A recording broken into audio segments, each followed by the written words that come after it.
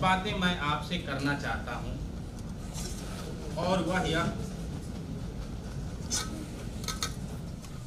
कि एक तो छायावाद की जो परिभाषाएं बनी हैं हिंदी में, जो समझ बनी है वो बहुत कविता केंद्रित समझ है, और कविता केंद्रित समझ होने के कारण छायावाद का जो बहुत सारे दूसरे संदर्भ हैं वो छूट जाते हैं।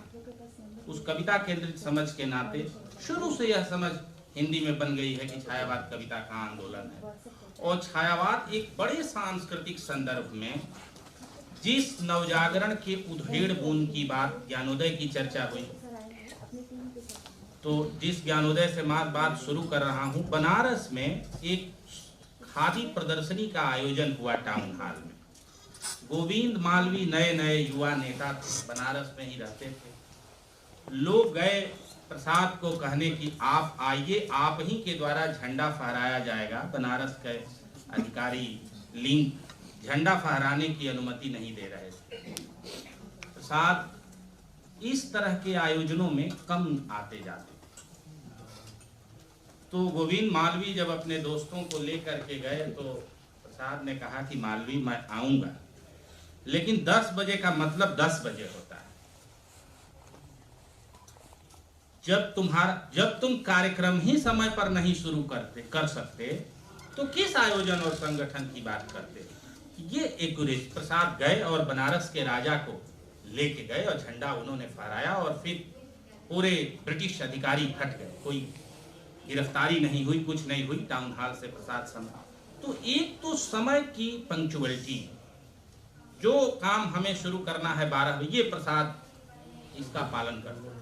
संतुलन, पूजा जिस समय करनी हो तो उसी समय वो चले जाएंगे शिवालय, जिस समय दुकान जाना है तो वो बग्घी आ जाएगी, घोड़े लगी।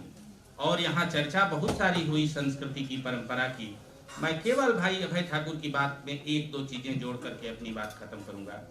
बनारस के एक बड़े विद्वान महामहोपाध्याय पंडित सुधाकर द्विवेदी, जो भारतीय परंपरा, ज्योतिष, गणित ज्योतिष, फलित ज्योतिष, भाषा, साहित्य, संस्कृति के बड़े विद्वान, यूरोप इसलिए नहीं जा पाए एडवर्ड अष्टम के राज्यारोहण के अवसर पर कि उनके ही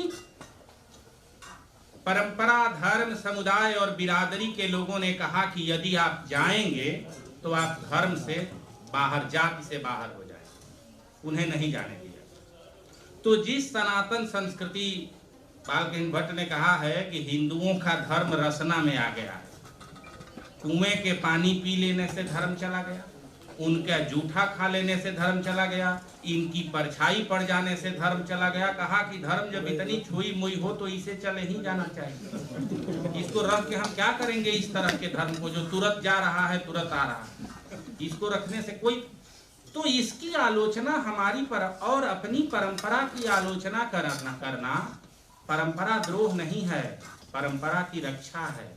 सुधाकर द्विवेदी ने इसकी जबरदस्त आलोचना की है कि गणित की एक महान परंपरा, चलराशि कलन जो उनकी किताब है डायनेमिक कैलकुलस की, उसकी भूमिका उन्होंने बड़ी लंबी भूमिका अंग्रेजी में लिखी है।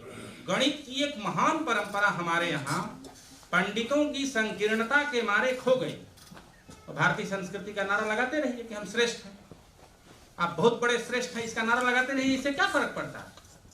प्रसाद ने पौराणिक मिथकों के उन प्रसंगों को नहीं चुना लिखने के लिए जो आजकल बड़े फैशनेबल विषय बने हुए हैं। ये भी सोचने की बात है। बहुत जिस पर प्रेमचंद को कहते हैं कि उन्होंने गड़े मुर्दे उखाड़ना कहा प्रसाद को, उसी प्रेमचंद ने कंकाल के बाद प्रसाद को लोक मनीषी कवि कहा है और माफी मांगी। तो भारत सांस्कृतिक राष्ट्र राज्य की बात अभय जी ने ठीक ही की।